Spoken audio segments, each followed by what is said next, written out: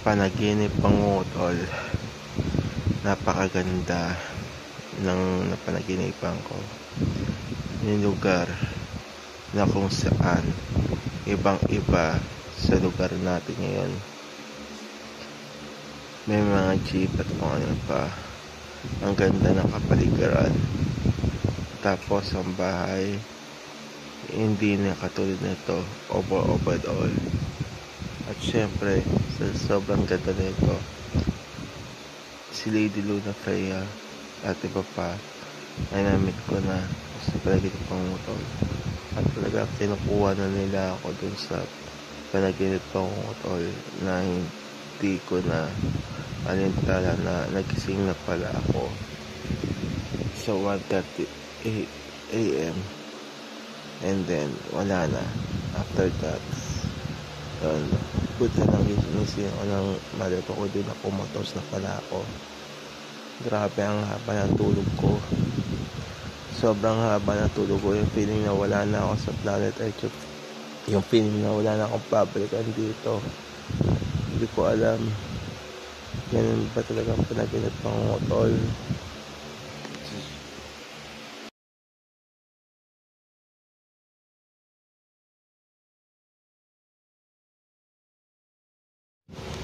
Nagiginip ako, pinangungutan ako, hindi ko alam bakit kaya mga laman ng panaginip pangungutol ko. Sa panaginip pangungutol, hinabol kami ng helicopter. Nandun kami sa open spaces na bahay, malawak na bahay. May gustong pabago to sa Final Fantasy 15.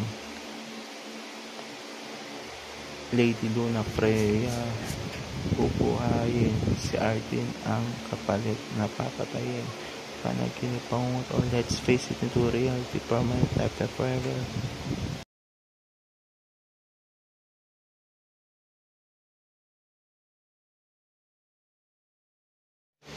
This is the unknown album, meaning ito ay walang pamagat to. Yun, nag-aaral ako at ngayon nagtapos ako ng pag-aaral. Madilim ang aking paningin pagdating sa pag-ibig na hindi ko maintindihan. Bakit pa pag ako na-inlove talaga puro kalbaryo na lang, hindi ko maintindihan. Parang pingi at pipi at bulag at lahat na overall. Nagsimula sa selosan, sa inggitan at lahat. Hindi mo na maintindihan bakit pala ito. Tanggalin na natin sa talaga. Yun, nag-aral ako nung high school. Panay nangyari kakaiba. Binasag ko ang salamin ng bintana ng school. Inuntog ko ang sarili kong ulo sa pader. Tapos sa may hagdan, nag-try na ako magpatuwa kay tumalon. Tapos nag-try na rin ako magpasagasa. Yun yung una. Tapos nagalit na ang aming principal at talaga pinakulti na ako. Ito naman yung sa college, talaga na in love ako. Same din. Pag ako na in love, may nangyayari yung bote, napapasakin. Ginano ko sa ulo, munti, ginano sa ulo ko, buti, hindi na tuloy, tapos napasag, buti, walang nasugatan, kaya ganito siro, casualty. At syempre napakulti na naman ako ng school, na office ako. Ngayon natanggal na ako sa school, tapos sa sumunod naman na school nangangamoy, may crush daw ako sa mga babae, especially do sa isa at lahat. Buti na lang na in love ako sa isang cosplayer, na inspire ako sa isang cosplayer natin sa Pilipinas. Di ko napapangkitin ng pangalan, baka siguro ako ay bulihan na naman.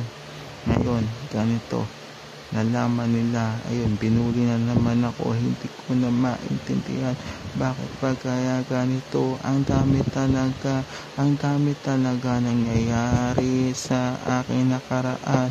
Ito ang kwentong Darkness of Love.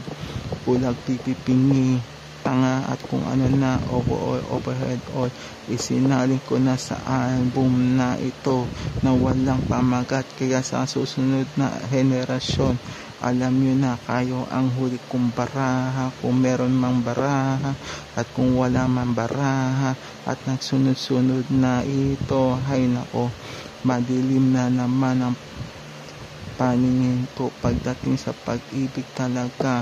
Baka magtuloy-tuloy na ang kalbaryo dahil sa may nang bubuli pag nalalaman nila na merong na tipuhan, gusto nila akong bulihin overhead, or pag nalaman nila na may crush ako sa isang babae. Kaya kayo mga girls, magpakatino na kayo.